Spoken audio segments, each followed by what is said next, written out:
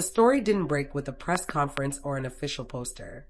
It started quietly, the way most real shifts do, with fans noticing details that didn't quite add up.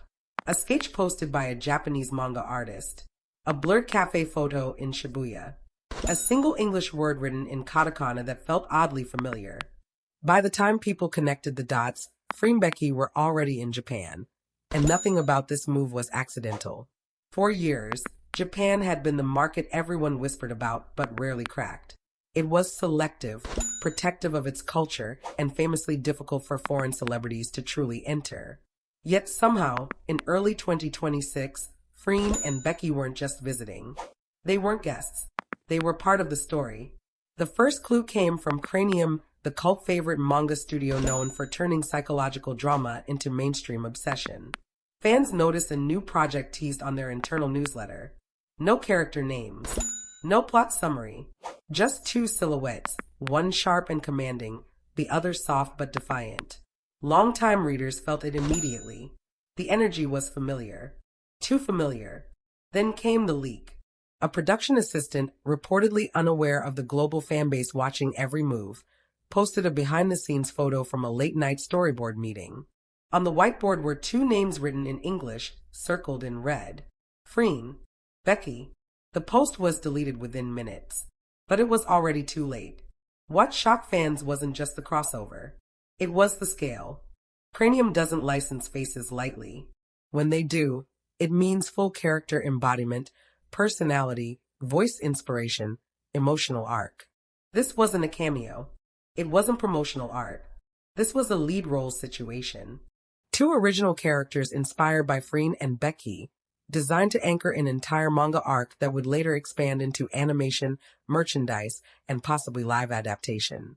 Industry insiders later revealed that negotiations had started almost a year earlier. Quiet meetings. No social media hints.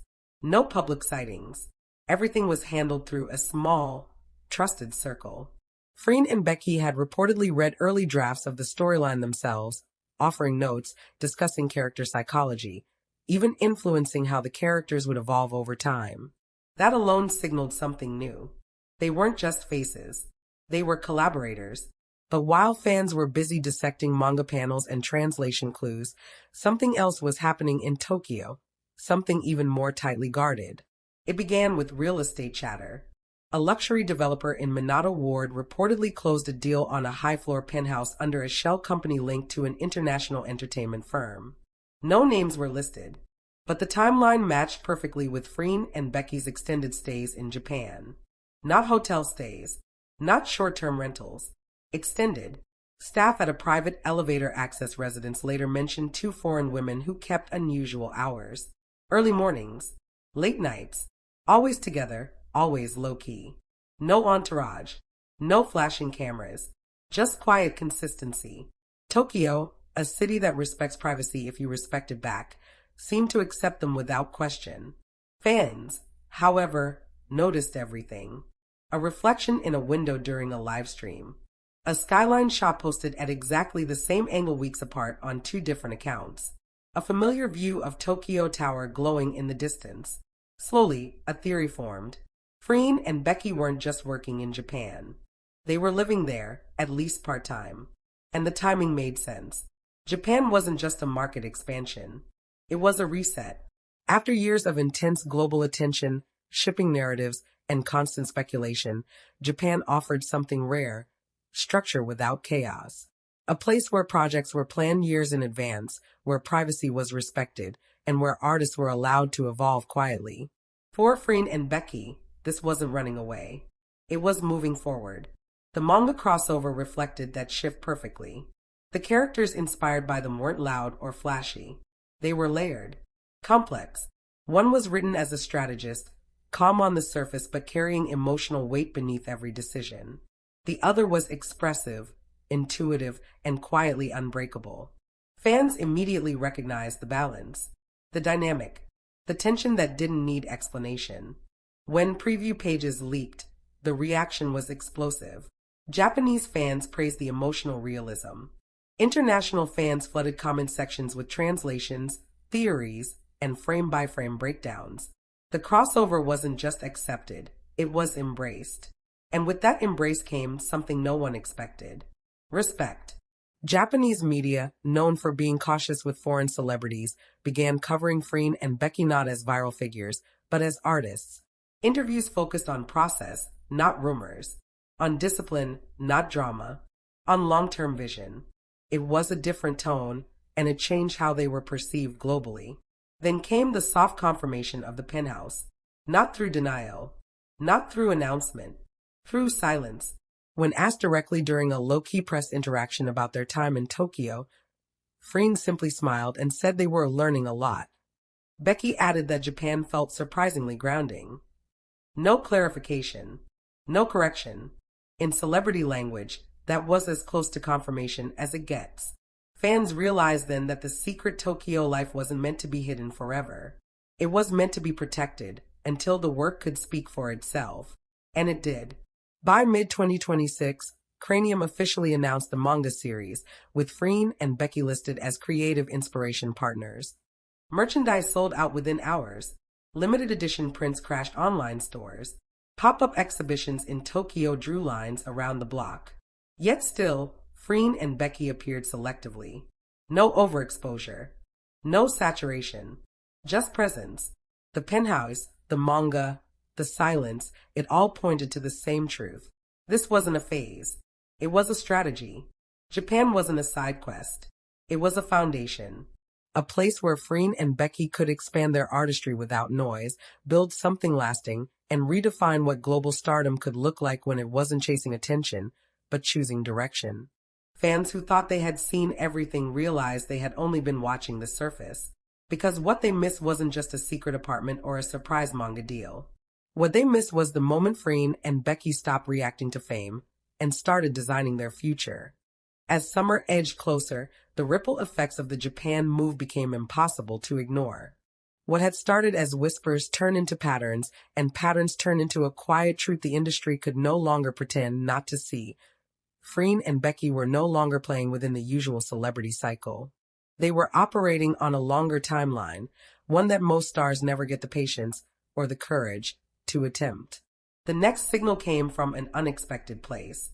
A closed-door creatives forum in Tokyo, usually reserved for veteran directors, writers, and producers, listed 2 international guests under cross-media collaborators.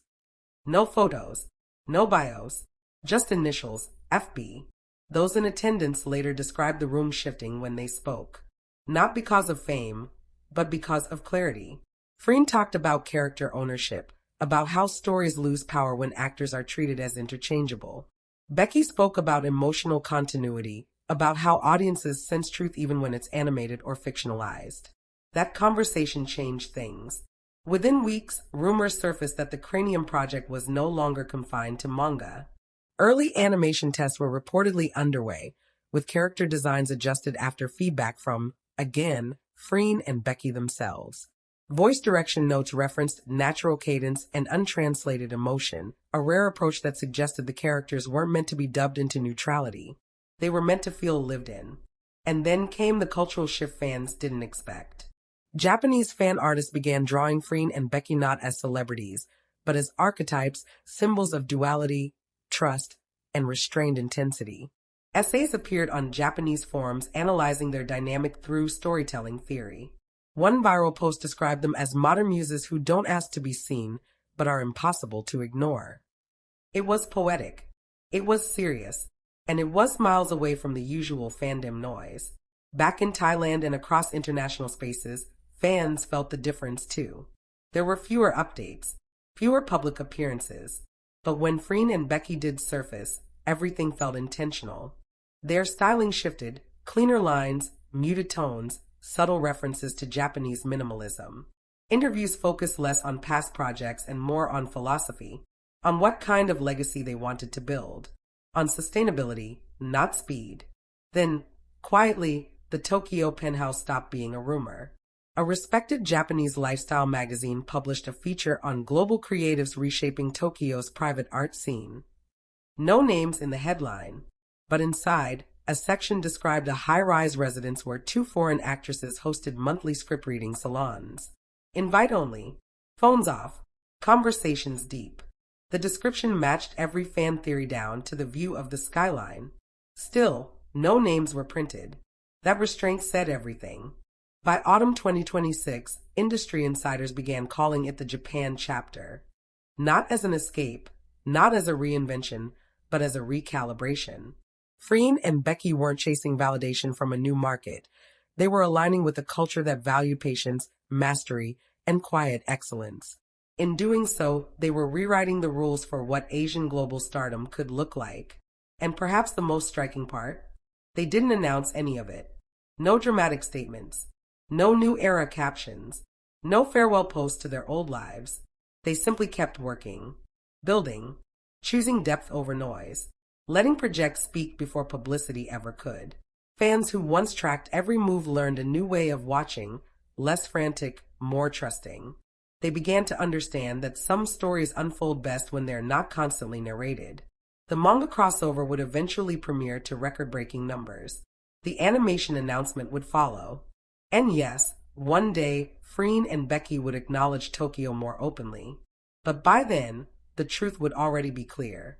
Japan hadn't changed them. It had revealed who they were becoming all along. And for the first time, the world wasn't ahead of their story. It was finally catching up.